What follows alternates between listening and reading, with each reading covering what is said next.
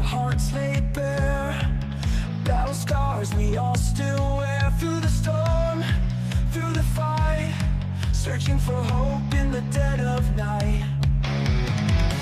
No more hiding, no more shame. Face the fire, call the name. Lessons learned, stories told. Rise again from the ashes cold. Tuesday Talk, light in the dark, where the broken find their spark. Tales of pain, but we still stand, side by side, hand in hand. Tuesday Talk, light in the dark, where the broken find their spark. Tales of pain, but we still stand, side by side, hand in hand.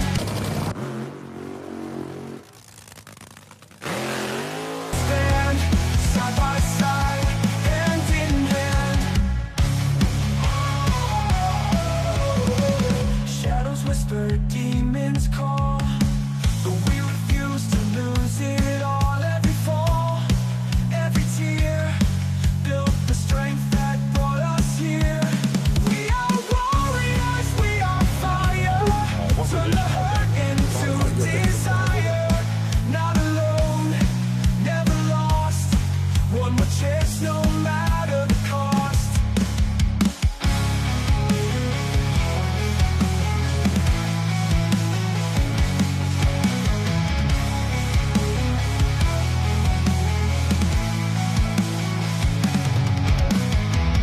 Tuesday Talk, light in the dark, where the broken find their spark. Tales of pain, but we still stand, side by side, hand in hand.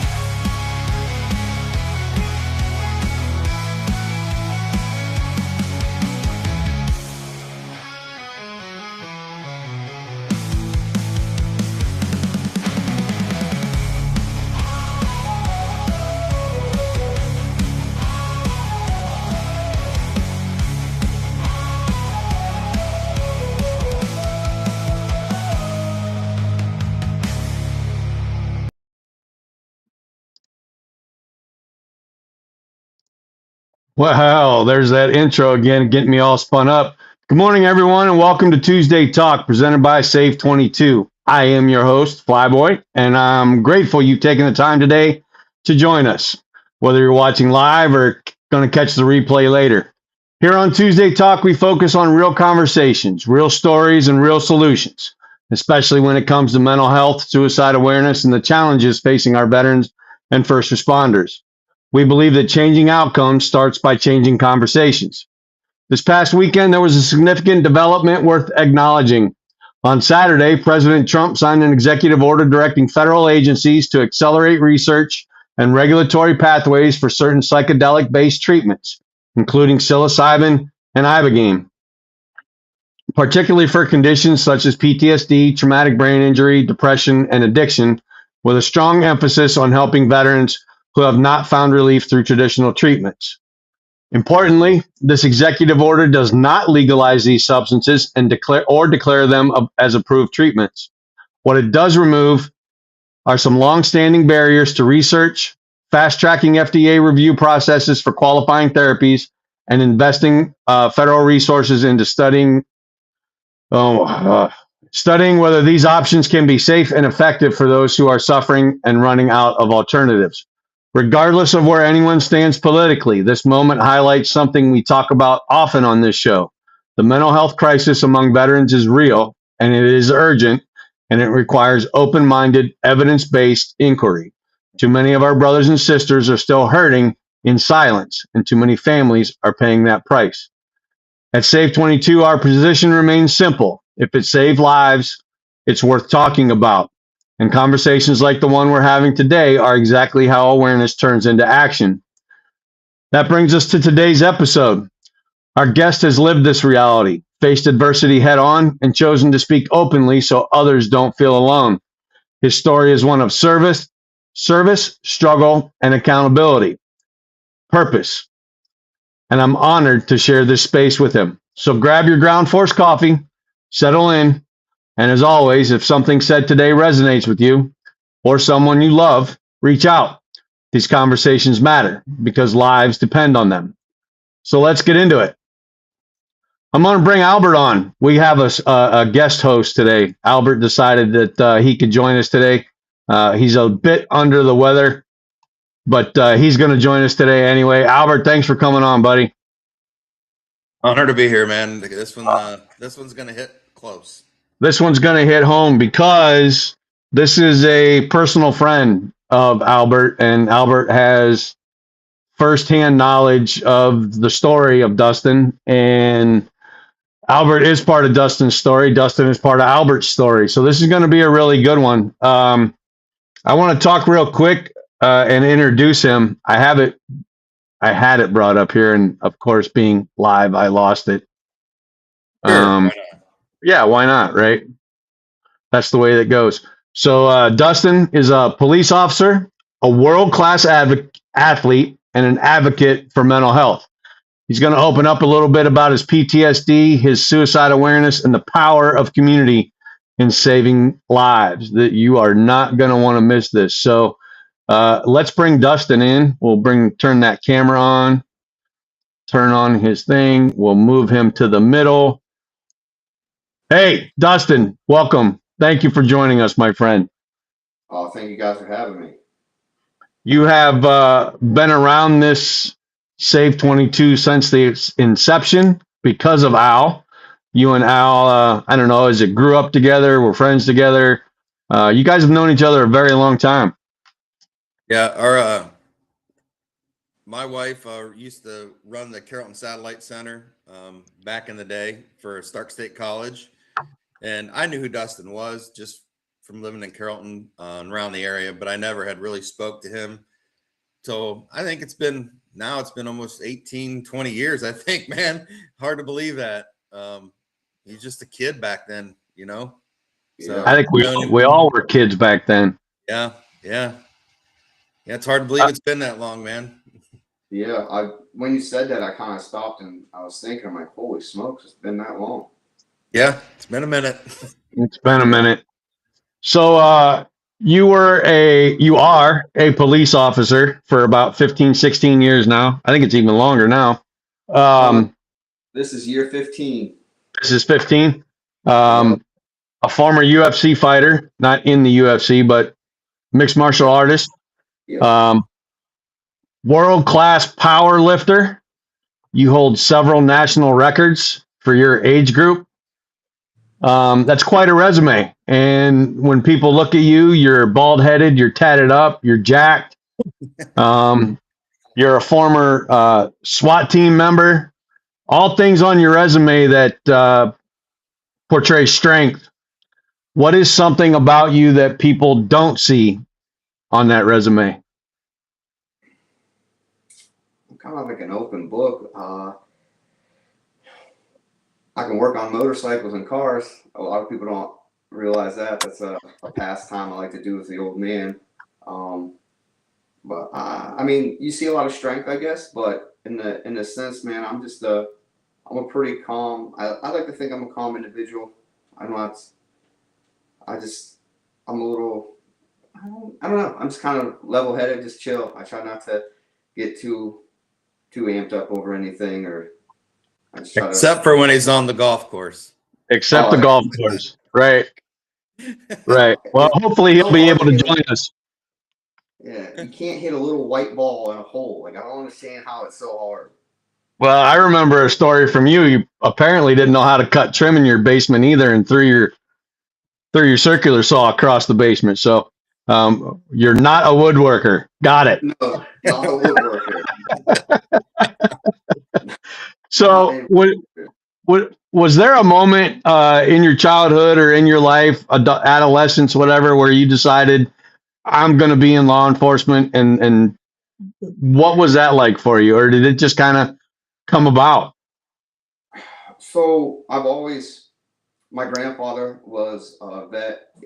He was he was a police officer in Salineville, Ohio for a while.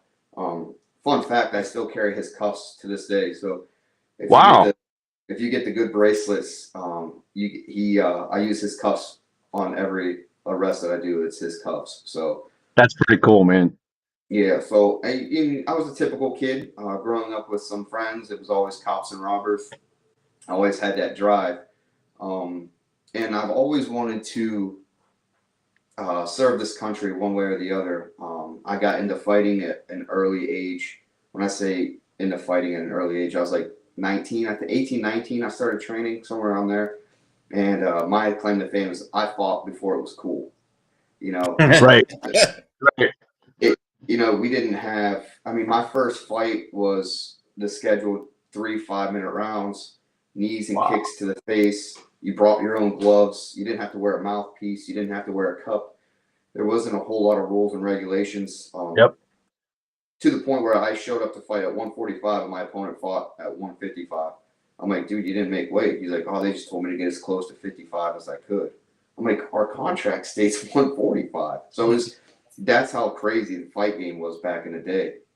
So I always had like a military mindset a little bit and just never joined, never signed up. I was fighting, and then at one point in time I was working at Walmart distribution center, and that place sucks. It's mentally and physically demanding. And I was just like, I was talking to my buddy Trisnar, and he's like, I'm gonna go to the police academy. I remember thinking, I'm like, yeah, my time's now. And then I never looked. I joined the academy and never looked back. It was Never probably, looked back. So after 15 years in law enforcement, SWAT, fighting, powerlifting, how do I want to say this? At what it sounds to me like while you were fighting and working at the Walmart, you realized that achievements in fighting or personal achievements, were kind of like I don't want to say your personal armor. When did you figure out that the armor was starting to crack? Right. All those years, any particular moments that stood out to you as particularly stressful during your law enforcement and SWAT career? um, yeah, actually, I want to get the date correct. It was 21st August of 16. It was my first, like, I've had calls, encounters, fought people, arrested people, high speed chases. But that day in particular, I was actually on patrol, but luckily Carrollton's kind of slow. I was watching, it was a Conor McGregor and Nate Diaz fight. I stopped by my buddy's Oh house. yeah. I was watching that fight and we get a call for a double homicide suspect. Well, at this time it was one homicide, and the woman was clinging to life. And I was like, all right, cool. And it was early on. So it was later in the evening. It was that fight. So I remember going to Canton, going up there, and they're like, all right, Kemp, your shield, and shield for me was fun. It was the first and greatest threat. We breached the door, boom, I'm looking. But with this guy, just at this point in time, we just got wind that the second victim just died. So now he's a double homicide suspect. We have him pinned down in what we thought was a house. And so we get there, and then a guy who was a lot better on the shield than I was. They're like, hey, he's going to run shield. I'm like, okay. And they're like, hey, we want you to relieve some of the units on perimeter. And at that point, like for me, I was like, you know what I mean? I'm going perimeter. I was pissed. Yeah. And I remember I was with my team leader at the time, and we were walking, and he was ahead of me, and he's like, hey, these other units should be in front of us. And at this point in time, it's probably like midnight, 1 o'clock in the morning, pitch black. And we didn't do a whole lot of white light because if he's in a house with a gun like we knew he had, we didn't want him to be able to pick us off with a white light. And I remember looking at a boat, and I'm like, what if this dude's under this boat? The Boston bombing, remember the suspect hit under there? Well, that happened, and I remember I paused my TL, and I was looking on the boat, and I heard a twig break. And I was like, at that moment, I was like, well, I thought this is how it was going to end, because I knew I wasn't moving, my TL wasn't moving. There's only one person moving, and it's probably not a good guy. I remember I hit my white light and I turned, and the dude had a gun, and he luckily, I don't know why, but he had it at me, and then he just turned real quick and shot himself in the head. I was like, my reaction time was quick enough that I hit. We're a safe to fire team, so I hit my safety, and I thought I shot, and my TL was like, "Holy shit!" I'm like, "You good?" He's like, "Yep." And I remember, I'm like, "Okay, I didn't shoot," but I remember picking up my rifle, and it was off safety, so I was like, at least I was conscious enough to Right. flip safety. So that was my first real. I became a cop in 2011, so it's 5 year time. 2010, up in 2010. That first time frame was wild. So that was my first real encounter with a real threat, a real life or death situation, and that's at the time I had no idea until we'll get to when Al showed up at the house one day. So that was my first, I would say, start of my armor cracking, because I started having. I mean, I can still. The dude was in a white T-shirt, gray sweats, no underwear, and a buzz cut. Yeah, it's very vivid. It's etched in there. You're not going to lose that, right? Was Yeah, there any debriefing afterwards, after action report? Was there any mental health conversations going on that you remember after that incident? we had a really good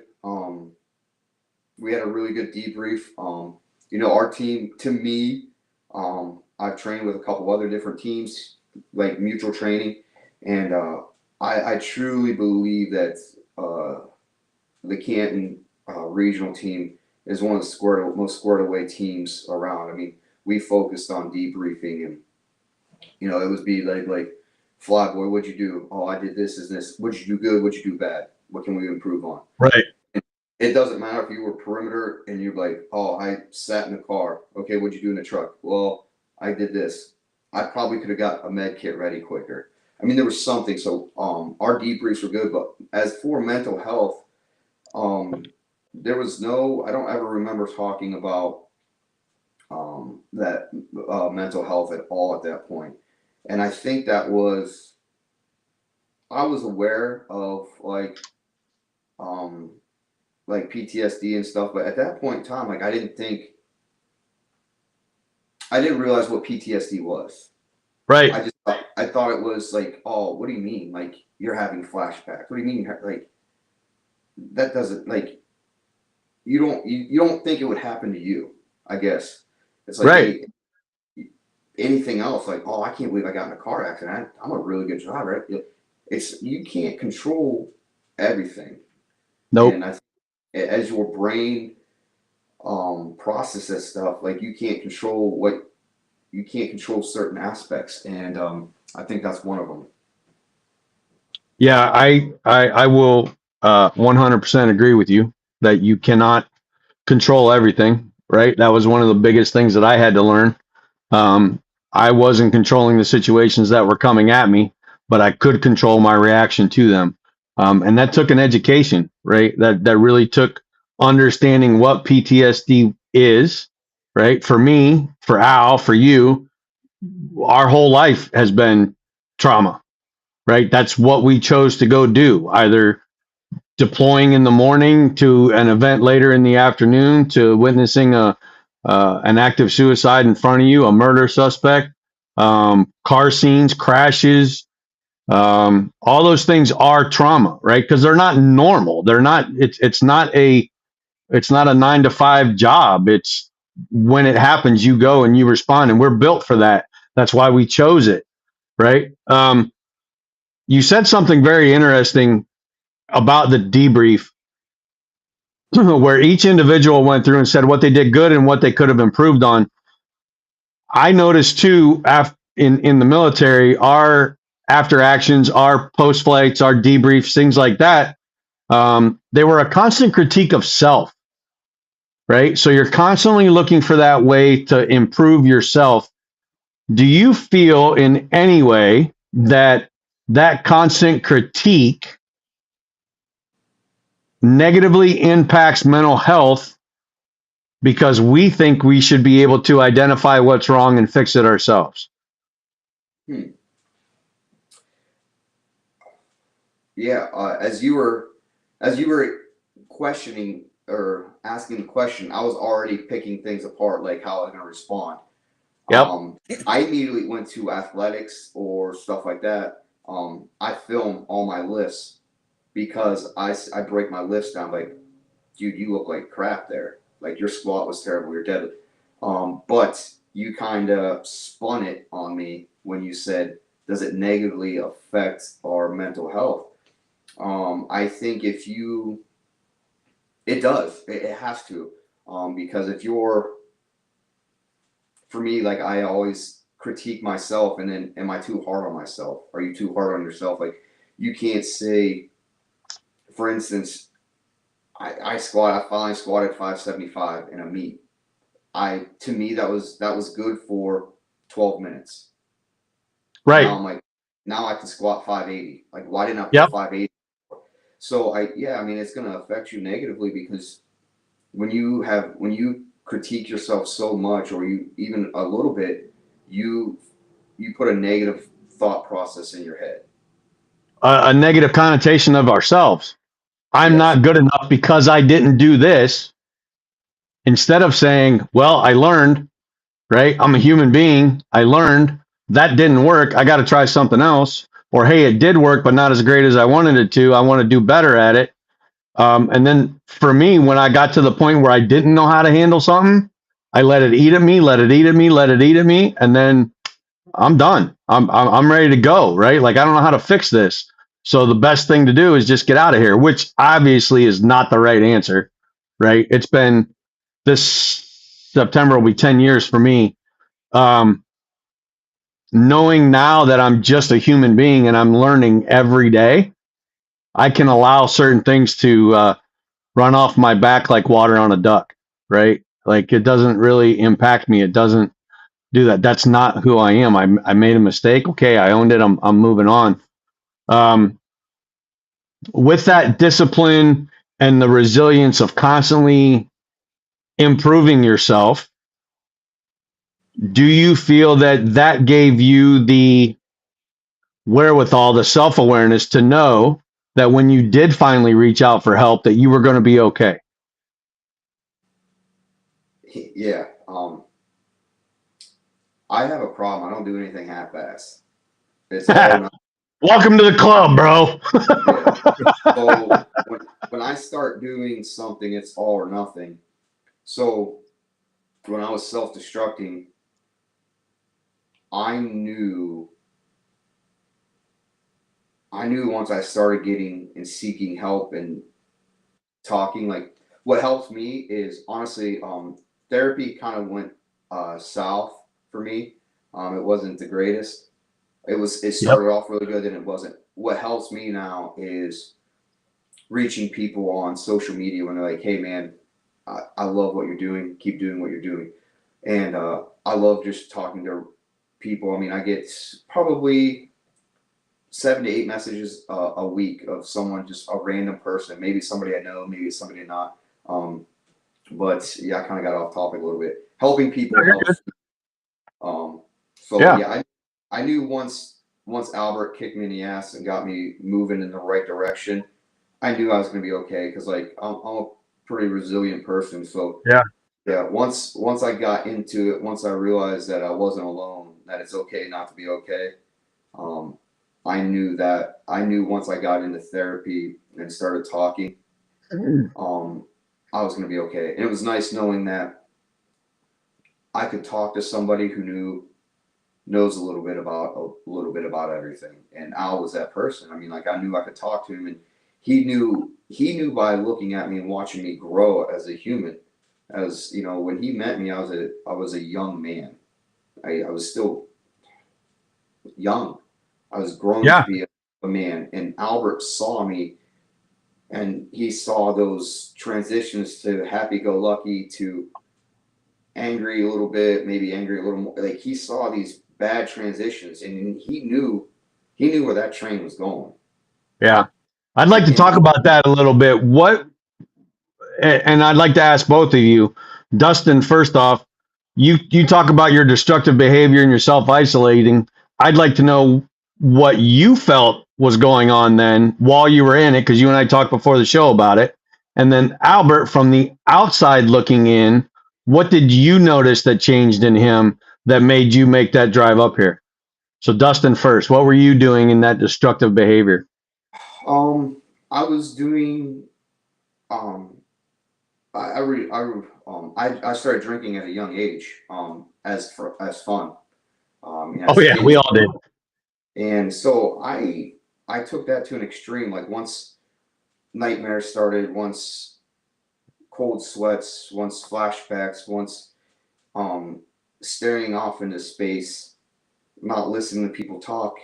Um, I was just drinking heavily. My off days, once I was done with the gym, I was looking for the next drink. Yeah. Um, Yep. and like I said, I love hanging out with friends. Like, if you called me, I was like, "Yep, I'll see you in a couple minutes. I'll meet you here. I'll meet you there." Bar. I didn't golf at the time. I don't think I started pick up golfing until like 2021, maybe 2019, right in that area. So I wasn't really golfing at the time. I was just self-destructing. I was isolating, wasn't talking to friends, wasn't talking to family, drinking. What are you doing? And I was the type of person, if I said I was busy, people were like, oh, he's busy. Because, I mean, I didn't miss a hangout. And what are you doing? I'm busy. Okay. No one knew. I was sitting, sometimes not even watching TV. I was drinking at my bar stool with my dog. So it was Yeah. just I was literally self-destructing from the Yeah. inside. I was too prideful to ask anybody for help or just to come and sit down and talk. Sometimes Yeah. all it is talk. That's it. That's all it is. That is. Thanks for that, Dustin. Albert, what did you notice as his friend and sort of mentor, father figure, uncle type? Um, what did you notice that flipped a switch in you that made you drive all the way up here for him? It was so Dustin and we'll Snapchat each other every day, just something stupid, right? And I noticed that kind of went away. As far as texting, we don't really text a lot. It's more Snapchat, but texting here and there. And I texted him one time and he didn't respond. Then a Snapchat went and he didn't respond. And I'm like, okay, what the hell's going on, right? Like this isn't Dustin, right? Right. And I think then it was like a day or two, and then he Snapchatted, and then I think I even called him and said, "Hey, man, what the hell's going on? What are you doing? Like, what's going on?" This, that, the other. He was going through some personal things. That's his story, not mine. And things were just kind of stacking up, and I could hear it in his voice. And I remember telling Natalie, like, "I'm going to Ohio." She's like, "What's the matter?" I said, "I'm going to Ohio. Dustin's not good. I can hear it." And I think I even told him, like, I'm coming to Ohio. I don't think I told him I was coming to knock on his door. I just think I told him I was coming to Ohio and asked him when he was off, because I think I played it like we were going to go get a cigar or something. And I showed up at the house and just walked in, and the conversation just happened. I could see it in his face. He just wasn't good. He wasn't the Dustin that I knew. Right. Right. Well, kudos to you for recognizing it and having the cajones to be that friend to show up. Right. I'm not just going to call you. I'm going to be there. Um, you credit this with being a turning point, Dustin. Why do you think that moment mattered so much when Albert showed up at your door? What was it that flipped that switch for you and said, "Okay, it's time to go. It's time to change." What stands out most about that day, that moment for you? Um, Dude, like I said, I remember pretty well. I was in a shorts, no shirt, and I was spraying my driveway off. in the spring. I don't know. It wasn't dirty. I think I was passing time. Yeah. But what stood out is I was like, I remember talking, and I remember him like, dude, you're tore up. Like, you need help. I'm trying to refrain from cussing. So he was like, you're tore up. And I remember crying. I remember telling him, I was like, man, I am. What stood out to me, I was like, man, this son of a bitch drove 900 miles, 800 miles to tell me I'm tore up. And I'm like, And at that point, that started. Now I was still self-destructing at that point, even after that point. But that started me in the right direction. Without him telling me, I don't know where I would be today. I don't know if I'd be pushing Yeah. up I don't know if I'd be pushing up dandelions. I don't know where I'd be. I don't know if I'd still be a Right. cop. I'm dandelions. Yeah. I was Yeah. in that headspace. And you know, I could hear it, I could see it in him. Like, he just, to me, I know Dustin well enough that he was not going to put up with any BS of, hey buddy, I think we need to do this. Like, let's go Right. check this. That's not going to work with Dustin. It's not. Nope. Like, Dustin's a lot like we are. Direct, straightforward, break it down, bust me down if I need busted down. Let's talk about it and let's move forward together. Let's figure it out. Right. Right. And I knew him well enough that if I don't want to say jumped in him, but if I was pretty stern with him and like, look, dude, this is not happening, right? We're not going to do this. We're not going to sit here and drink anymore tonight. We're going to sit here and talk through this. We're going to do it together. Mm-hmm. And I think we both had a good cry for a minute, and then and he just kind of looked at me and said, "I'm ready." That's awesome. That's awesome. And where you're at today and having accomplished the things that you've accomplished since then, do you feel any shame or guilt still that you allowed yourself to get to that point, that you needed somebody else? Or do you feel that point, those experiences have made you who you are today? Yeah, I mean, I've always tried not to dwell too much on negative effects. Everything's a learning point. Good. And I've learned to I've learned to overcome that stuff. So I think it was to me, it was just all a learning point. Like, this happened, now we got to fix it. How do we fix it? And I think Right. Albert, like I said, Albert got me on that path. And even at Albert, like, fast forward several years later, I was going through it again, and Albert FaceTimed me for probably a week, 2 weeks straight. We'd FaceTime. Yep. Yeah, because I told him a Snapchat's not going to do it and a text isn't going to do it. I need to see you. I did. I I told him need to see you. It's true. It's true. We are very good at lying about our own situation, especially to ourselves, until we get called on it, right? And for people like me and you, I don't do well with the sugarcoating stuff, right? Don't hold my hand. Don't give me sympathy. Don't tell me it'll be okay, right? Tell me what I need to hear, not what I want, Yes. right? Tell me what I need to hear. Give me that push that says, listen, mother, you need to take some accountability for this, right? Nobody's coming to save you. Nobody's going to fix this for you.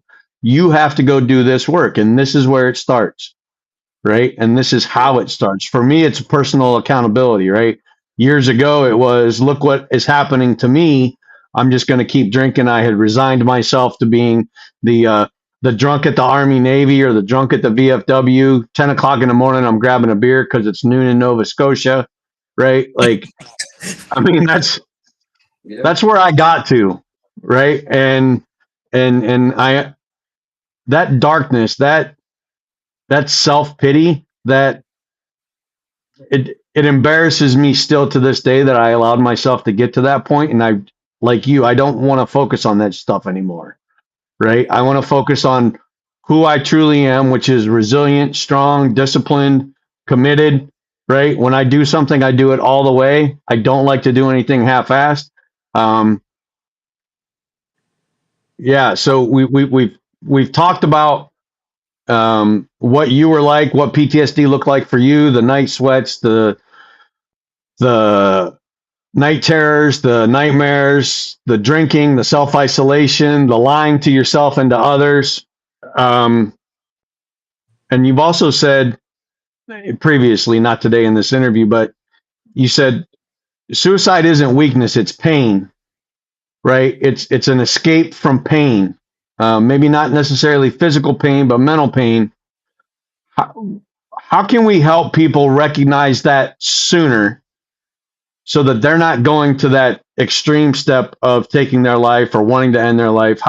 What can we tell people? What do you tell people when you're struggling? Because you have a lot of interactions with the public, right? You've come up on the scenes, the situations. You've had the wellness checks, right? You've done all those things. What are some of the things that you try to convey to people in those moments to keep them from going down that road? So my first question is, and I go to everybody, whether it's a DOA, a suicide, a car crash, I immediately go to them like, how you doing? And their response is every time, because it's fresh, I'm good. Okay. Then I'll wait a couple days and I'm like, how you doing? Good. And then I just tell them like, it's okay not to be okay. Like, talk to somebody, because somewhere Right. along the line, it's gonna bother you. And it might not be today, it might not be tomorrow, it might be 3 years from now. You might look back and be like, son of a bitch, that can you believe? The moment you say something 3 years from now, it affected your life in one way. So you keep bringing that same scenario or that same situation up. And I just want to tell people that find counseling, find someone, talk to somebody. It's okay, because the more you talk about something, yeah, you might relive it a little bit, but it's, for me, like you said earlier, when you word vomit and you get it out there, it just relieves something off your back. To me, it helps me cope with stuff.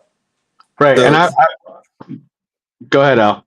so Jason Rutledge, we were at a vet retreat. It's been years now, and I remember him speaking. And one of the things he said is your strength comes from your story. To exactly Dustin's point, right?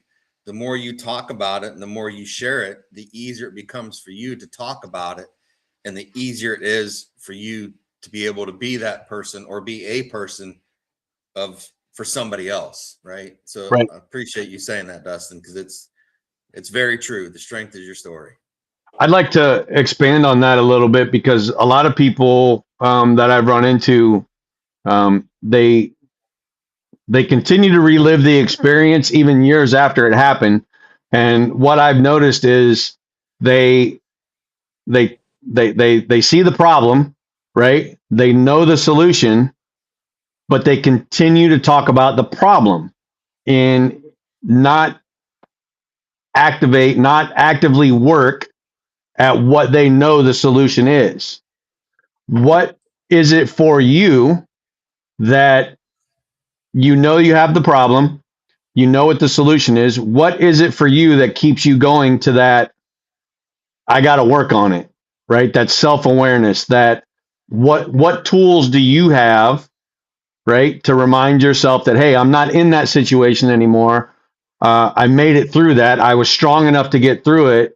I don't have to go there anymore. What tools are you using in your everyday life because they still come up, right? I mean, you brought up August of 16 almost immediately, right? So it's still there, right? For me, there's a couple days. Next week is one of them.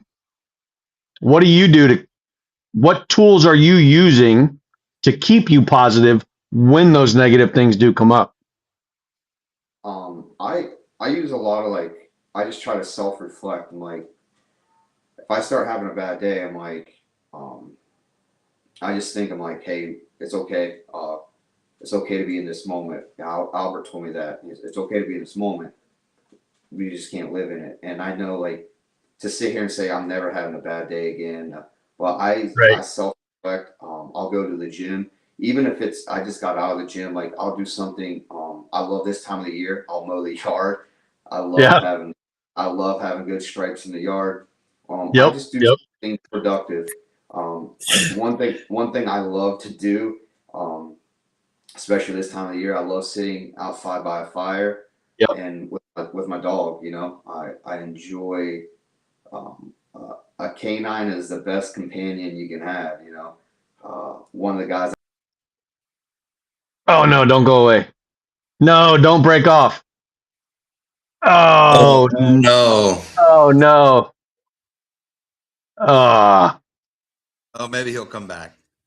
Dustin and Carrollton. Hey man, if you can hear me, click off and back in again. Um, yeah. So we were talking real quick about noticing. There Yep. he is. Oh, All there we right, are.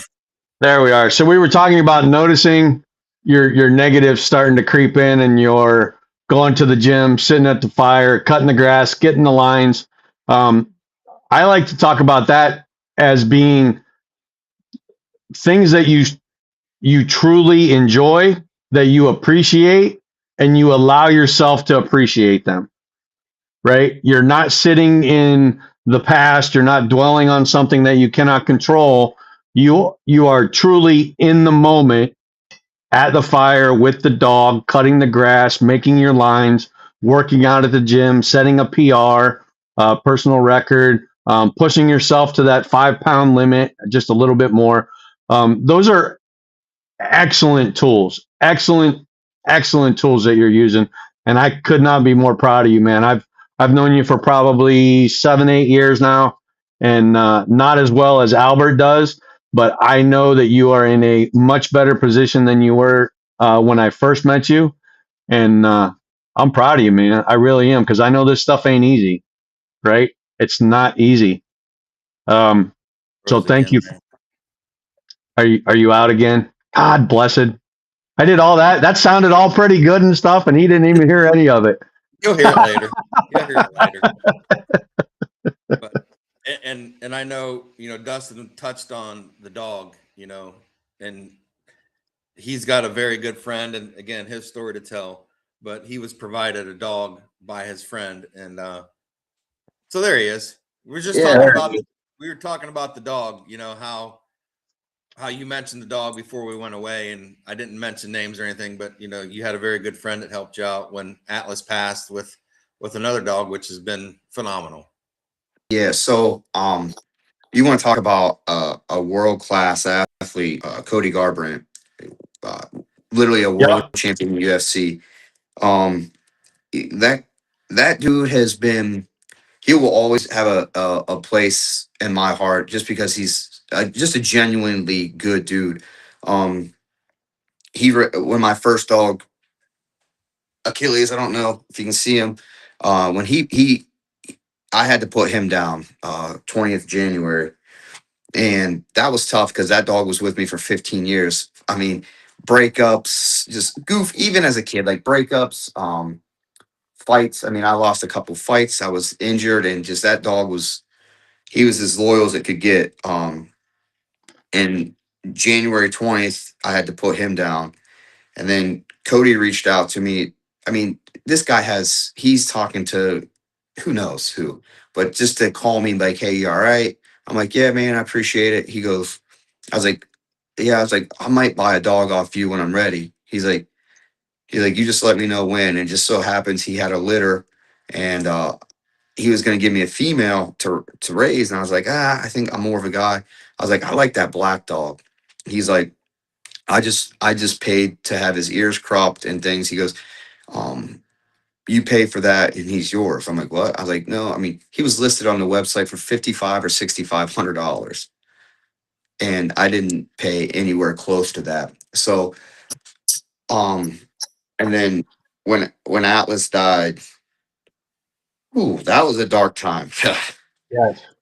um, I lost my faith for a long time. I'm just now kind of getting it back, but I was in that point of my life where, I do a lot of good for a lot of people. Why the hell did that happen to me?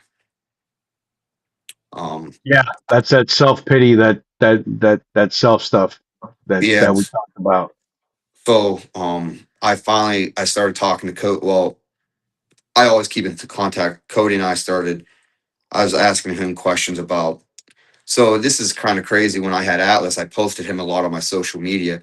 I mean, when he died, I had breeders from Florida, Texas, Vegas, Wisconsin, all over the country reach out to me and Wow. said, they were just, they were, let me know when you want a dog, we can work with you.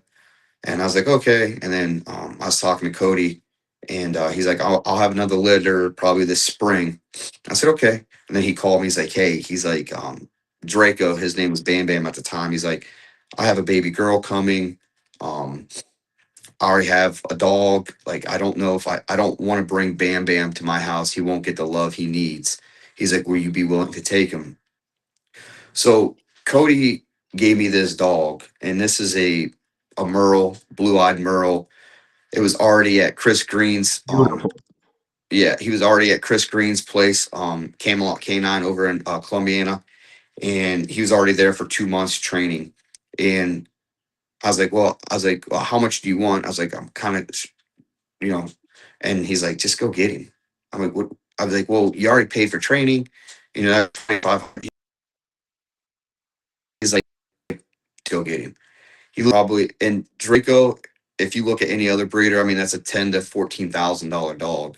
Yeah. And coach Yeah. says, Cody was like, you need him more than he needs you more than you need him, or something along those lines. So, um, you know, He um, hooked you. He hooked you. yeah. So it's He funny hooked you. because I yeah, it was was going to nice. say, for those that don't know, Um, Cody's a local hero around here. Cody grew up in Urixville. He was a legend in high school and the boxing scene and the fighting scene around here. How did you and he connect? Have you known him for a very long time? If I remember correctly, you're about the same age, right? yeah, I'll be 41. I think he's 35, 36 right there. So when he was young, he was always wrestling. I remember watching him wrestle before I knew who he was, and I'm like, God, that kid's a stud. Like, Yeah. just watching him, I'm like, that kid's special. Well, he was boxing at the time, so he reached out. I think it was MySpace. That takes you back how long ago it was. I believe it was MySpace, and he just was like, hey, um, and he would come to my fights, and we just connected. Then we wrestled together. He got me connected with his uncle Bobby, and that was my boxing Mhm. coach. Um, and we just became buddies from there. And I promise you, to this day, I remember talking to Tim. Yeah, it's Tim, his stepdad, at the time. And I was just like, I hope you guys have some money put back. I was like, because when this kid decides that he's going to be a pro, I was like, you could be going to Vegas a lot to watch him fight. And like, you think I was like, not only will he make it to UFC, I truly believe with his talent, he'll be a world champion. And he So did. He yeah, did. yeah, Yeah. he's Well, I always love watching him, man.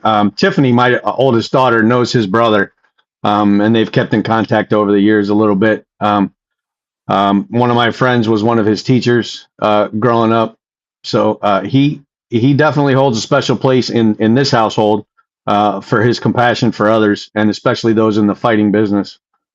So just an all around good dude, and I'm really glad that you got Draco now, right? yeah. Yeah, Draco now. And I want to clear something up. Is he a service dog? Is he a trained service dog? No, he is super well trained. So it's funny because I took him, my girlfriend Olivia and I, we went to Virginia Beach for that Oden's Furies, a powerlifting meet, and I did grab a vest for him, and I just put that so I could take him to the hotel with me. Because they said absolutely no dogs. I'm like, oh, he's going to the beach with us, and I'd say he was so good. Like, you would have never. He walked with us, and Olivia was funny because I'd be cutting weight in the hot tub and she was taking him out on the beach and stuff. So it's good. Yeah, he's definitely, I want to get him into it so it's more official now. Right. But I'm going to give him another year of growth. But he's on lead, off lead trained. Um, Chris over at Camelot Canine, man, he's a canine handler for East Liverpool, and he got into some political BS over there, and they kind of screwed him out. But he ended up, it's his story, but he ended up getting his job back and stuff after a lot of fight. But his training over there, man, is just top tier. I can't express how good. I mean, how well Draco is just on lead, off lead, and he listens to Olivia well. So like when she's walking him on the lead, he's perfect. And actually, I think he's when I got up to get a shower and come to here, those two were still in bed. So well, they're Well, on the deck. man, They're on the deck I'm, now. My cameras just went off. I'm glad you have him. I'm glad you have something like that, right? We at Save 22 have just partnered with Carson Brown Motorsports and Pepper Jack Kennels.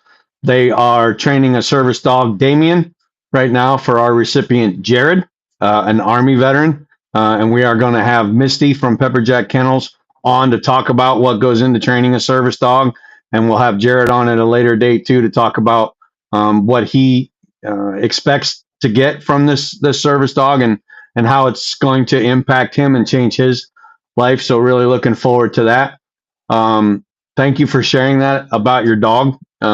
A lot of people that listen, we have a comment from TikTok Gaming saying, "Brother, I feel for you. Losing is always hard.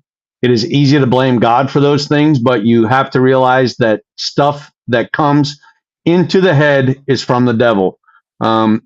We at Save 22 don't get religious or spiritual on these things, but I would agree that our negative connotations, our negative thoughts, if you choose to do so, you could label them as evil. You could label them as Satan, and you have to be strong enough to understand that that is what that is, and it's not truth, right? It's not the truth. The truth is we are stronger than that. And I'm very grateful for you for sharing that. You've obviously impacted somebody right here. So thank you for that. Yeah, and Um, I wanted to touch base and I forgot about that. So like part of my struggle sometime was I always thought like trying to talk to somebody, you couldn't talk to an average person because like you couldn't, to me, how I thought at that point in time, I couldn't say like, you don't know what I've seen, you don't know what I did, like you don't right, understand. And it's not about, they don't have to understand, they just need to listen. You just need to talk to somebody. And that was a big thing to me. I wanted to touch base. They don't have to be a service member. They don't have to be a right, first responder. They just, if you can just talk to somebody, that's what you need. right, right. Absolutely. Albert and I have talked extensively, both on camera and off camera. His military experiences, his traumatic events are not the same as mine, and mine are not the same as his. But what we do share is the ability to communicate those emotions that the feeling of loneliness or alone or despair or anxiety about certain things. Those are all the same for every human being, right? They are emotions. One thing that I've learned recently is emotions only last about 90 seconds. So if you can make it through that 90-second emotion, you're good. Now you take 10, 15, 20 minutes to process it and understand that you're not truly there and then move on from that. It seems to be working for me. It sounds like things like that are working for you as well, whether it be working out or going to the gym or hanging out on the porch or playing with Draco or even going to work. As a matter of fact, So Yeah, I honestly like there's times if I stay away from work too long, I'm like, oh, I miss it. Like I miss I miss the adrenaline at some calls. I just miss that. Like that's the adrenaline is just who I am. Like that's what I enjoy. yeah, Albert, what do you got? Just I'm listening to Dustin talk, talking about Draco. Excuse me. And I can remember when he got Atlas after Achilles and how happy he was, and you could just see things like coming around for Dustin, right? Like I was super pumped. And then when I got the call that Atlas had passed, I was like, oh man, here we. And I remember calling him like right away, and I'm like, dude, I'm not hanging up the phone. I'm not doing it. Like we're gonna sit here and we're gonna talk. He's like, man, I got people here. I got this person here. I knew Brian Hale was gonna head over there, so I called Brian immediately, and I said, dude, you got to tell me how he is, because if not, I'm on my way. Like I'm coming. Right. So Brian called me about an hour later. He's like, man, he's good. He's just down. Like, Yeah. And then I can remember Dustin texting me. And I think and it's not unusual to get a text from Dustin or a Snapchat like at 2 a.m, 3 a.m. And I'm usually up anyway. And I'm like, huh, that's a text. That's unusual. Right. Like I'm going to look at that one. So I look at it and he's like, bro, look at this. And like this before anybody knew. Right. And he showed me a picture of Draco. And I'm like, dude, that's cool. Like, I'm so like super happy for you. And then he told me the story, how it was coming about. And I was like, dude, like because again, you could see the change, right? So that was cool, right? These ups and downs that everybody has. And Dustin's been really good about letting me know, or I can tell now, like if he's having a minute, and he knows when I'm having a minute. And it's cool just to know that there's similarities, right? And I think that was a big thing for Dustin. When I was like, dude, are you sleeping? No. Are you doing this? No. Is this happening? Yeah. What's going on here? Well, this is happening. I'm like, dude, it's PTSD, dude. And that's what it is. Like, and then I think once he started going through the process of figuring it out for himself and, having those conversations, he's definitely a lot better than he's been in a very, very long time. So He is. Proud of you, buddy. Thank you. That's a great transition, because you're actually taking your experiences and you've started a group with Brian Hale at the cigar box known as Blowing Smoke. One of your hobbies, if you will, is a cigar, and a local cigar lounge here owned by Brian Hale, a friend of yours, and you guys, along with some other local law enforcement, have started a men's group a couple years ago. And you just sit and smoke cigars and talk. And I've been honored to attend a few of those events in my own shit. When my dad died, I got to be down there with you guys. And it meant a lot, right, that you were there. What makes organizations like Save 22 and Blow and Smoke different from traditional support systems? What do you think the draw is, or what's the magic dust that seems to work for you in these types of organizations? So I think it goes back to, if you go to a random men's health or mental health or whatever, you're talking to people who you're like, but when you go to, and we try to, we encourage it, but we want everybody at Blown Smoke. But this kind of derails that, I guess, a little bit. But when you go to Save 22, you're talking to real people with real issues, with real trauma. You go to Blown Smoke and it's a lot of first responders, military. Those are real people with real stories. And it's easier to talk to people who have been in the thicket of crazy shit than talk to a guy who sat behind a desk and typed on a computer. And again, like, I just want to say this is, when I touch base on that, like, I'm a big believer of everybody in this country has a job. And I told this guy the other day, he was bitching because Wendy's messed up his order. I said, First world problems. I said, why are you mad? I said, that kid or guy or woman probably made 500 burgers today and they messed up one burger. That's not bad. Like, they didn't say, hey, you know what? This guy's bald with a gray goatee. I'm going to mess his order up. And I said, if it's that big of a deal, why don't you work there? Well, they don't make enough money. I said, well, you're lazy enough not to cook at home to buy food. I was like, we need those people, just like we need a gas station attendant. I don't want to work at a gas station. We need people to work at gas stations to make this country go round. This is why it's people like them, everybody has their part to to make this the greatest country in the world. We love So it. I think you are onto something when you say it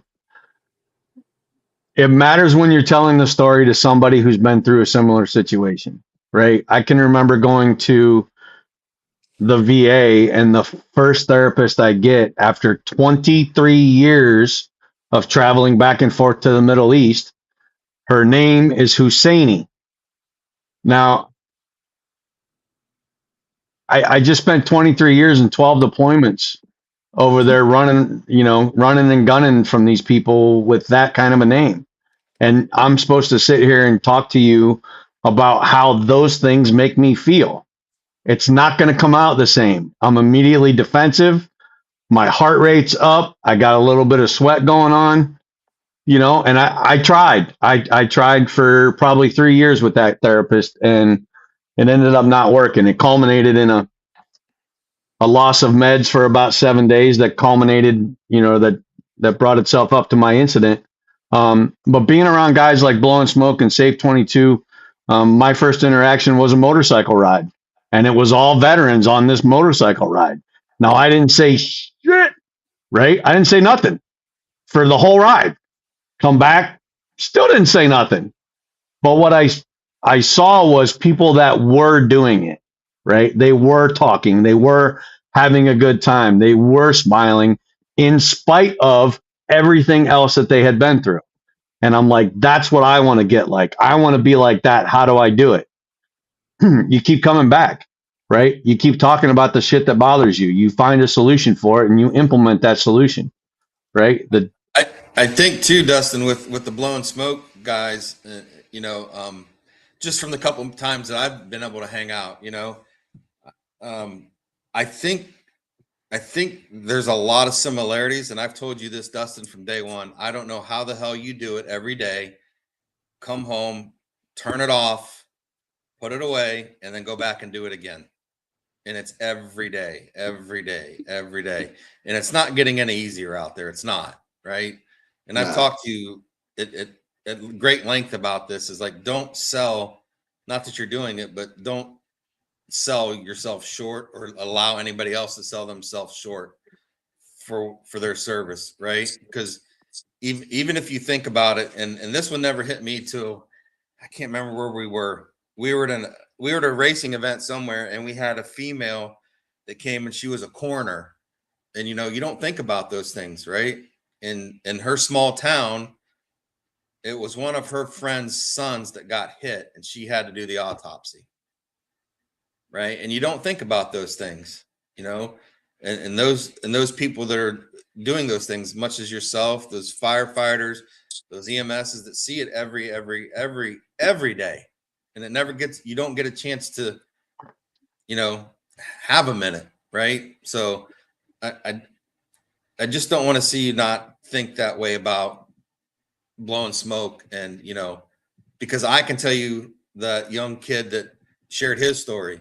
I don't even remember how old he was. I don't even know if he was only 20, 19, 20. Yeah. And because of that environment, he felt comfortable enough to tell that story. Yep. So Blowing Smoke is doing exactly what they need to do, man. And it's a phenomenal small group of guys. Look at the police officer that stopped by. Again, I'm not going to use names, but look at him. He came in and talked for an hour or two just because. Yeah, right. So those are the good things, man. Those are the things that, like you said, focus on that, build on that. Let's keep moving. Let's figure it out together, and let's just keep doing it. Yeah. That's one thing I want, because I think men in general have this persona that we can't talk, that we're too strong. And that's one thing I love about Blowing Smoke is I want to encourage other men. I want to encourage the gas station attendant who got cussed out because the gas pumps or the gas is too expensive. Right. I want the McDonald's employee. I don't want just service. I want the service members to come. I want the first responders, but I want to reach out to other men who feel that they can talk and be heard. And they're not talking to their significant other of, hey, you work 12 hours, get out there and cut grass. Do Yeah. you know? I want them to be able once a month to come down, and whether they talk, whether not, just sit down with the guys, and whether we watch the Guardians game, whether we watch just something that they can get their mind free for an hour. Yep. Yeah. That's it. That's it. A lot of times that hour will release certain things that you didn't know you were holding on to.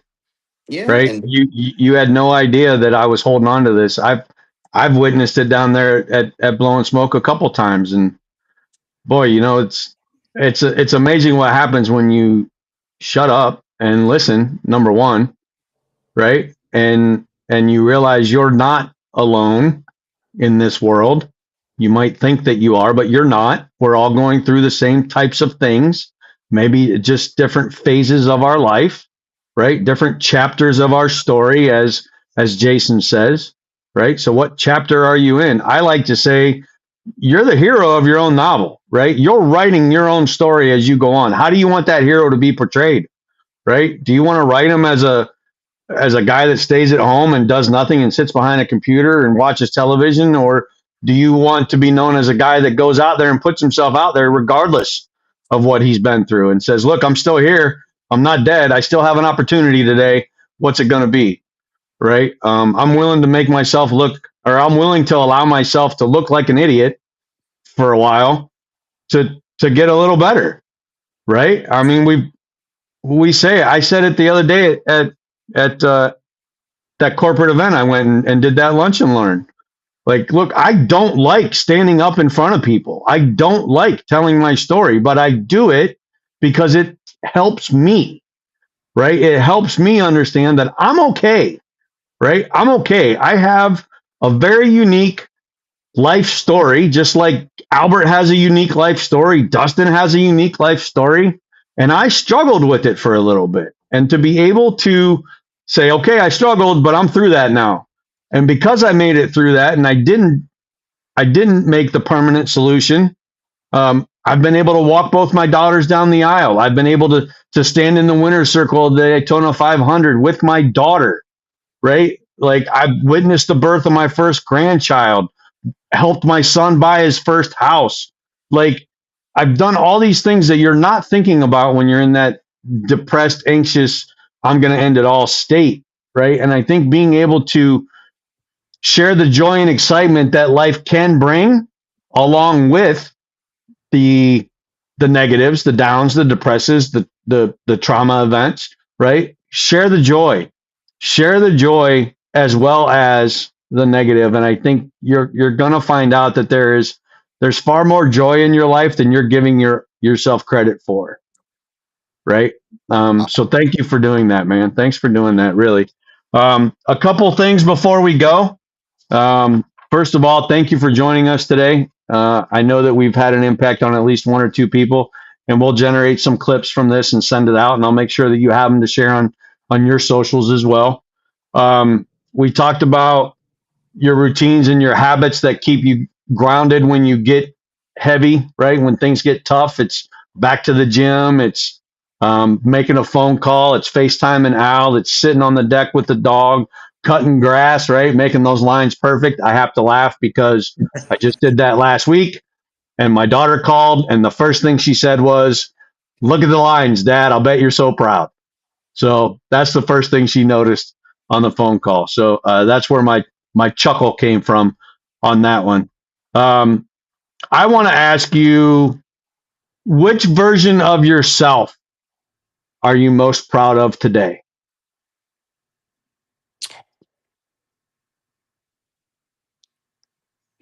probably where I'm at right now. There you go. Good Um, answer.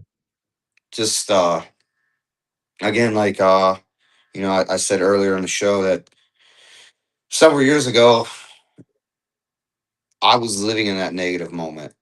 I wasn't thinking about what life would be 7 years, six. I mean, I didn't even care what life was like in 3 minutes. All I could think about Right. was, hey, man, if you just squeeze this trigger, everything's done. Life's over. Mhm. My chapter's over. And The whole story. The whole story is over. Not just yeah, the chapter, the whole story. And I was okay with that. Yeah, been there. And I was okay with that. I was okay with everything. I was okay to close that book on Dustin Kemp. And, I thought about that for several days. I mean, I'd be at work and just be like, I mean, there was times that when I was in Carrollton, I could be like, all these truckers driving. I was like, if I just pull out and let them hit the driver's side, I said, then, my mom or my sister, she's my beneficiary. I was like, my sister will get a lot of money, and then I would just go on, and it wouldn't be so bad. Like that's, I Yeah, was thinking, I was thinking of ways around, because at that point in time when how I thought of post or yeah PTSD and suicide, it was the coward way out. It was, yeah, you're a little bitch. So I didn't want people. I had enough thought process that I didn't want people to think I was a little bitch. yeah. I feel that. I feel that. So you wanted to make it look like an accident. I've been there, Yeah, right? I think Al's been there as well. I right down there in Carrollton, the day I had to put my dad on hospice, I distinctly remember saying, you know, 65 miles an hour, 55 miles an hour in this truck against 55 miles an hour in that dump truck, I'm going to lose. And it'll look like an accident and it'll be okay, right? Or being on the motorcycle at 110 up or down 77, right? Oh, it'll just look like an accident, high speed, whatever. It'll be okay. I won't hurt anymore. But I think what we fail to see for ourselves is the impact that we have on others, right? And you've talked about it. You talked about it in your bio brief that you sent over. Somebody's always watching, right? Somebody's watching how you handle this situation. How do you navigate what you're going through? And I'm proud of you, man. I really am. It's not weakness, right? My father-in-law called me a coward when I told him about my attempt. And I don't know that I've talked to him the same since, right? That stigma has to go away. It has to go away. You're not a coward, right? You are just ignorant of how to express what's going on. That's where I think education comes in, right? This is what's happening. This is a natural, normal occurring thing that happens to a lot of people.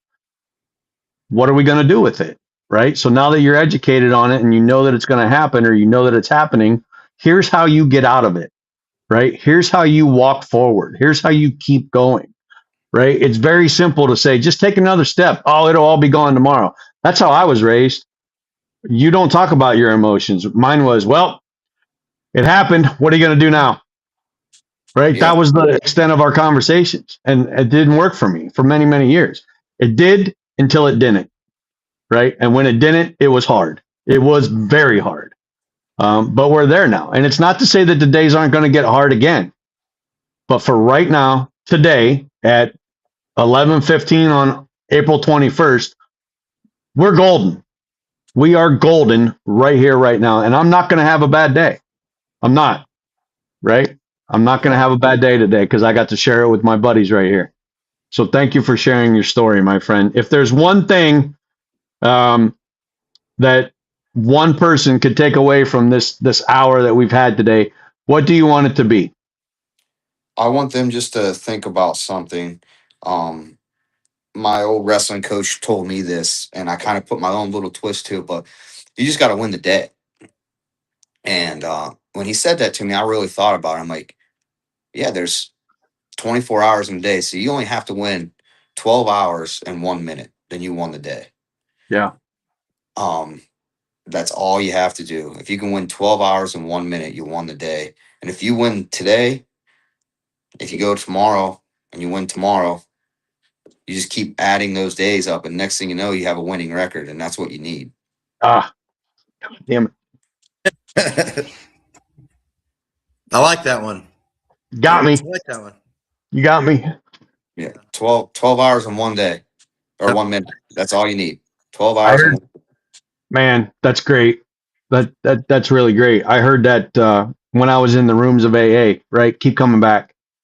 Keep yeah. coming back. If you don't understand, keep coming back. And just keep trying, right? Just fake it till you make it was another one. I like the 12 hours and 1 minute because that's doable, right? The rest of my life is not doable. I don't know what that is, but I know what 12 hours and 1 minute is, Yeah. right? Yeah. Really, really great conversations today. Thank you for sharing. Albert, is there anything you'd like to say before we let Dustin go? Can't do it, can you? No, we're good. All right. Hello, everybody. Love you guys, man. I appreciate this, and um, hopefully, just I'm not asking to reach out to a million people. If I can reach one person today, that's all. That this hour and well, we've been talking for about 2 hours. This 2 hours is worth it. Yeah. How you feeling right now? You were a I feel- little, you told me this morning that you didn't sleep a lot last night. You were a little anxious about this today. And how you feeling now that it's done? Um, it's still, as you can see, I've been fidgety the whole time. It's a little nerve wracking still. Yep. It wasn't bad by any means. I can talk to anybody. I like talking. No. Um, Stop. but I I feel good. Like I feel like Good. it's just nice reaching out to other people. I just whoever's listening, male, female, you're not alone. If you feel like you're alone, you're not. There's thousands, millions of people out there, and I know you just reach out, someone will talk to you. Your best friend would much rather talk to you at 2 o'clock in the morning than speak at your eulogy. Absolutely. Amen. Absolutely. Absolutely. And unfortunately, all three of us have had to experience that. So please reach out. Please say something to somebody, right? Even if you don't know what it is, just say, I don't know what's going on, but I need to talk. And please Yeah. do. Please do. Dustin, hope to see you down the road, either at the golf outing or at a blow and smoke event. You've got my number. It's always open to you, my friend. And thanks for being here. Really, thank you very much. Thank you guys, and you guys have my number if you need anything. I'm a Yep. phone call away. Yes, you are. Thanks, brother. We're gonna Yep, I let you go. appreciate it, guys. Have a See you, good day. fella. See Yeah, ya. buddy. Well, that was Dustin Kemp, world class athlete, policeman, wrestler, dog owner, blow and smoke founder, and Save 22 advocate. And I think that was one of our better interviews with the real talk that we've had in quite some time. So thank you to Dustin for being able to share that. Thank you to Al for coming in today to hear his friend tell his story and be part of that. So how are you feeling? I know that was emotional for Good. you today. Because I'm good because I know where he was. Yep. I know the dip. I know the high. I know the dip. I know the high. Right. So to see where he's at and see how everything's kind of just, he's winning the days. He's winning the He is days. absolutely winning the days. It's great. You and I have talked endlessly about riding the waves and trying to mitigate the highs or not mitigate, highlighting the highs, but mitigating the lows, and try to level that out a little bit, right? I think as a human being, you're going to have emotions, right? It's what can you do with them, right? Are they a motivator or are they a restrictor? And if they're a restrictor, let's talk about it and figure out how to make it a motivator for you. It's not that they don't count. It's not that you're turning off the emotions. It's what are you going to do with them? And I think Dustin has found some great tools for his toolbox to do that. And I hope it reached out. I hope we talked to at least one person. We had Senior Chief popped in today. Patrick Drabeck, thanks for that. Joanne popped in. TikTok Gaming, thank you. Senior Hey, Chief. man, I'll tell you what, those goat lock. I'll tell you what, those. Well, Ward Burton. I'll tell you what.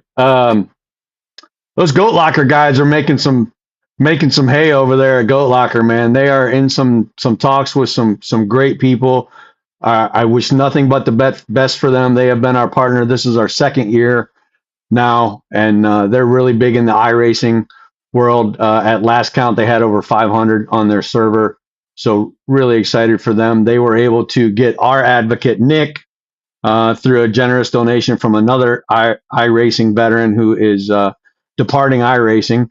He was able to get a new setup, new to Nick, set up, and Nick actually sent us some pictures last night, and he's doing some laps for Safe 22 in the Goat Locker leagues, and we couldn't be happier with that partnership. So thank you guys really for all of that and what you've done in that realm, right? And then our guys in the over 700. Pat just came on and said over 700 now.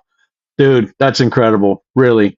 Um, I feel like you guys should bring Kenny Schrader on because Kenny used to race 8 nights from Sunday. So it feels like that's what you guys are doing nowadays. You have all sorts of platforms or all sorts of vehicles from GTs to Indy cars and NASCAR trucks and O'Reillys and the Cup Series and Sportsman's and you guys have all the stuff, man. Really, all the stuff, and it's really incredible what you and the guys are doing over there. Really, so thank you for all of that. Albert, what do you got? You got anything for us? How about an update on the CBM world? Carson Brown.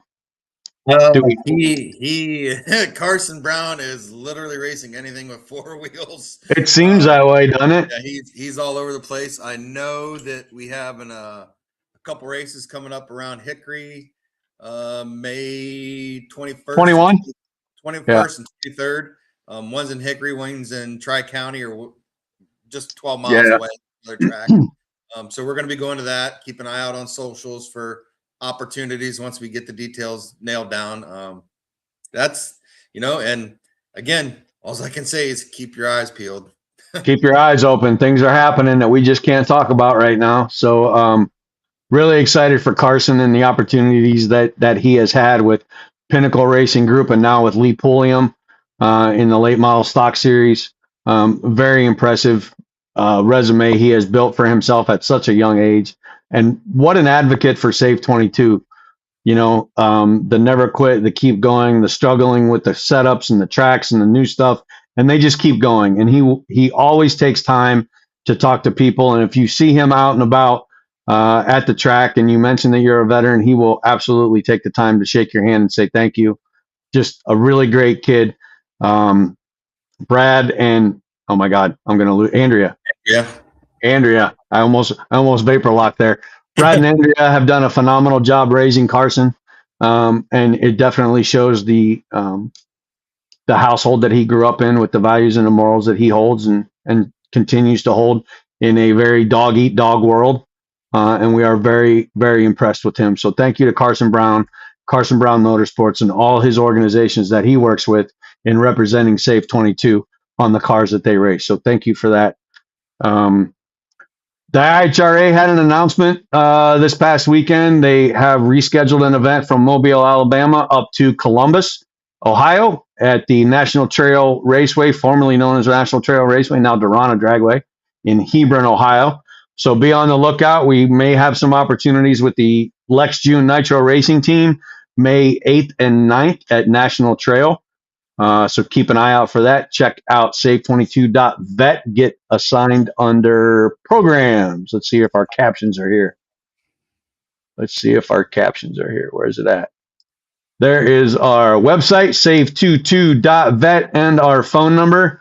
Go to the website, sign up under programs, submit your program application. Be sure to put in there motorsports, right? If you're a drag racing fan, put that in the description or in your narrative box that you're allowed to have. If you'd rather go see some NASCAR events, put that in there. And if you're willing to help out at some of these events, make sure that you volunteer and put that in your application as well. Be patient with us. We are a group of 50-plus-year-old disabled veterans who are not IT savvy. So we are revamping our website. We are making things work in the background. Sometimes it works, sometimes it doesn't. It is a flow that we are dealing with. So please be patient with us. If by chance you have not heard back from us, go ahead and email us at info@safe22.vet, and we will do our best to find your application and get back to you. What you got? May 12th and May 14th. we're having 2 fishing trips. Well, actually 4 fishing trips. They're half-day trips. So there's 4 total, May 12th and May 14th. And then on May 16th, there's a dinner for all those who participated in the fishing +1. So you can bring in a Wow. significant other, friend, whatever that person is to you, bring them. Where are we doing this at? Is this Myrtle Beach? This is Little River, South Carolina. Little River, South Carolina. It's right on the border of North and South Carolina on 17. It's just north of North Myrtle Beach. Awesome. So we will be putting this out on the web as well. So just giving you the heads up that everything's locked down officially. So it's May 12th, 14th, and 16th. 2 fishing. That's great. 12th, 14th, and then dinner on the 16th. And this is all due to the Rotary Club of There it is. Little River. Good. Yeah, the Rotary Club made a donation and requested that we use it for fishing. So Albert has done his due diligence down there and secured 2 fishing trips, May 12th, May 14th, for a total of, I think it's 12, 14. Well, there's 4 trips with 3 to 4 per boat, so 16 total. Yeah, 16. And one of those trips is going to be an all-female trip as well. Oh, yeah, that's right. We can talk about that when it comes up once we get all that nailed down. Yep. Yeah. So Throw it really, out there. And one last thing. Yeah. We are working with NASCAR Direct this year. Our first experience we had with NASCAR was phenomenal, by the way. So I'm looking forward to seeing where that relationship goes from here. They promised us 4 to 6 races this year. We have 1 in already. So we're going to look at our logistics and planning and availability and see what we can get to coming up. So, and again, there are some things in the works behind the scenes that when it all comes around, you'll see some of these partners come together and you'll see the results. It's going to be cool. I can't wait. I'm definitely excited for what's coming. We just have to keep showing up and deliver on what we promise, right? Yep. Let's keep showing up and let's keep getting guys out there and guys and gals. And look, it might only be 1 or 2 at a time, but it's making a difference, right? And we're very proud of that. 11 years next year, bro. That's crazy. Hey, get signed up for the hike. Safe22.vet. We got the hike coming. It is our 10th hike because we had that 1 year of COVID. Neither Al nor I are on the hike committee this year. But please reach out, info@safe22.vet. If you have questions concerning the hike, sign up on safe22.vet. It has its own button. You can register for the hike. You can be a volunteer or you can be a vendor. I think right now we have about 15 vendors have applied to be there. So that's going to be really cool. Our partner, our buddy, Ground Force Coffee Roasters, has just set up his mobile unit. And he texted me yesterday. He has plans to have about 40 gallons of coffee and some sort of lemonade concoction that he has developed, which is really good. And we're really excited to have that. So really excited to see Ground Force Coffee going to be there. The Veteran Service Commission has applied to be there. The Vet Center has applied to be there. So we're going to have a couple resources at the event. I don't know that Al or I will personally be on site, but there will be plenty of Safe 22 advocates and representatives there if you wish to talk to anybody. That is May 2nd, Duncan Plaza, Massillon, Ohio. Our registration will open at 7 o'clock with our step off at 10, I believe. Festivities will start around 9. Limited selection of merchandise on hand at the time. We need to be very clear about this. It is very limited now. We have moved over to a Shopify account, and you will, what's it called? Direct ship. Yes. Direct ship from the site, from the ship store, right? That is how you will get most of the Safe 22 merchandise. If you've been to some IHRA events, you know that I travel with a select amount, maybe 15 to 25 pieces of merchandise. But we do carry the QR code to access the merchandise store. So again, May 2nd, Massillon, Ohio, Safe22.vet, click the hike and get registered. I think we have over 150 registered right now, is I think where we're at. So really excited for that. I thought when I looked last, we were pushing 200. Nice. But again, it's been a minute. So, and Yeah. the way they're coming through is just kind of difficult to count them, but we can do a spreadsheet if needed, but I think we were closer to 200. So we're getting Good. there. I mean, it's falling in line with past hikes just by the way registration goes and kind of comes in. And, Yep. a lot of people, look at the prom dates. How can I get there or not? Do I need to walk and then leave? Like they look at all those things. The weather's a big part of it. So, Yeah. we usually end up 350 to 500 is usually been where we're at. So pretty consistent. Pretty consistent. It is a rough weekend here in Ohio. There are a few college graduations that day as well. We have some people that I'm affiliated with that can't come because their child is graduating from college, right? So college happens that day. I think homecomings and proms are that day as well. That's typically what my delay was when the kids were in school, right? Couldn't make it. So we understand. But they're doing what they can with the city of Massillon and everybody coming. So going to be a new route this year, going to be up the towpath. If you're familiar with canals and how they work, there was a path alongside the canals called the towpath because that's where the horses were that pulled the canals or pulled the boats through the canals. So we are going to be walking up the canal towpath right alongside US 21 or Ohio 21. I can't remember. Be up on the hill, so you'll be able to see us. We're going to be elevated. You'll be able to see from downtown Massillon. You'll be able to see from the highway right there. It'll be a great experience. We have a lot of individuals coming with flags and unique outfits for the day with their own unique stories. Joe's going to be there with his log, carrying his log. Rut's probably going to have some sort of crazy outfit designed this year. He never tells us until he gets there. So it's a good time, right? It's absolutely a good time. The city's involved. The first responders of the city are involved. Some local businesses are involved. We're really excited about that. So let's turn up and let's make this one our biggest one yet. Yeah. So what else you got, brother? I'm good, man. That's a lot of information. And it is.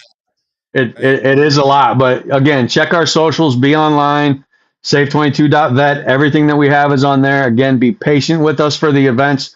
We're having some difficulties integrating how we have set these things up. So we're working on it. Again, remember, we are all volunteers. None of us have a paid position. So most of us have full-time gigs. Albert and I are the couple lucky ones that are fully retired. But yeah, thank you to everyone that helps out. Josh and Jason and Chase and Tom and everybody in the back. Riley with the social media and our ship store and the golf program. So thank you to everybody that's done that. Thank you to Dustin for being here today. Thank you to everybody for listening. We'll get some clips out later tonight or tomorrow and post them on our socials. And yeah, I guess we'll see you tonight. One last thing I would add, if you're feeling moved to help, to want to do something, be involved with Save 22, in Ohio or the Carolinas, reach out to info@Save 22 and express your interest. Definitely could use some more help. I can tell you that. Definitely could use some volunteers that are willing to take on a little bit. There's a lot going on behind the scenes here. It's a lot. It is a lot. We do have an application process if you would like to be an advocate and handle Safe 22 events on your own. So if you're interested, please reach out. We'll reach back out with the application process. Joanne says they'll be there. Her and Andy will be there, and she loves the 12 hours and 1 minute comment from Dustin. So really great. Yeah, I'm going to go. I think we're good. We've been on for about an hour and a half. I don't need to have a closing argument today. I don't think. I think we're good. I guess my challenge will be if you are struggling, please reach out.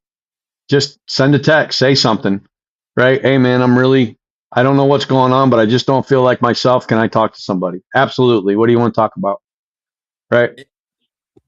One last thing. I see the 12 in 1 minute just sticking right here in the chats, and I'm pretty confident Dustin has a timepiece that might even tattooed on that's 12:01.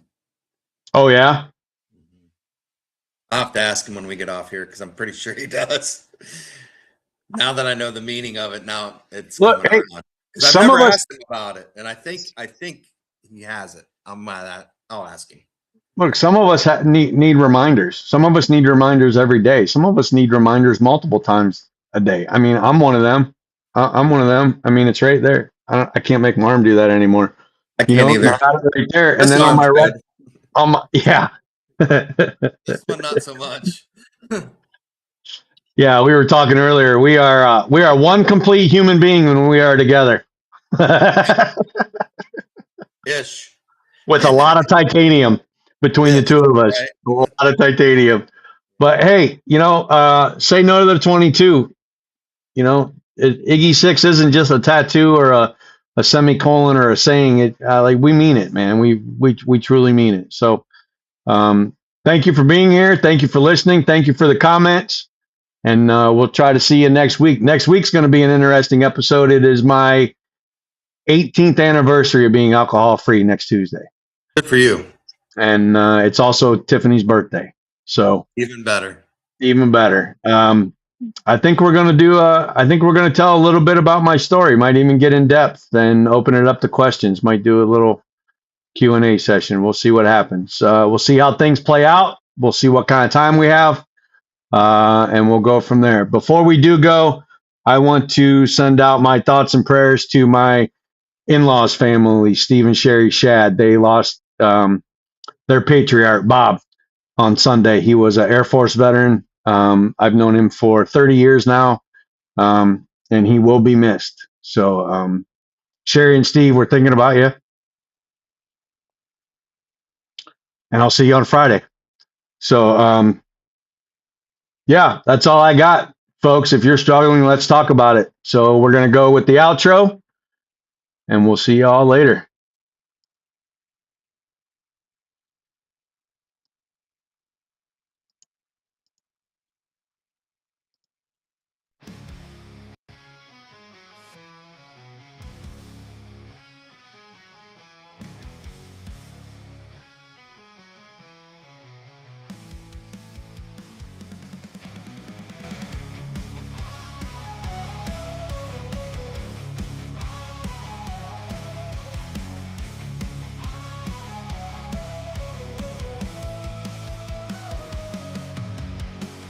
Voices echo, hearts laid bare, battle scars we all still wear. Through the storm, through the fight, searching for hope in the dead of night.